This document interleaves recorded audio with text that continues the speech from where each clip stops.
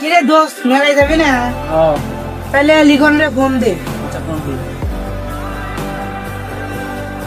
লিখন কই আছিস তুই? কিরে মেলায় যাবি না? না রে মেলায় যাবো না রে, বাড়িতে একটু কাজ আছে তো। আচ্ছা ঠিক আছে। কেন বলে মেলায় যাবেন আর বাদ বলে কাজ আছে? দাঁড়া আমি ফোন দিচ্ছি।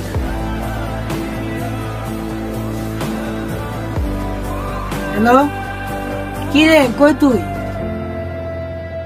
আমি রেডি হয়ে বেরোছি, তুই এদিকে চলে আয়, ওকে নিয়ে যাবো না, ওই তো ফকির নেই।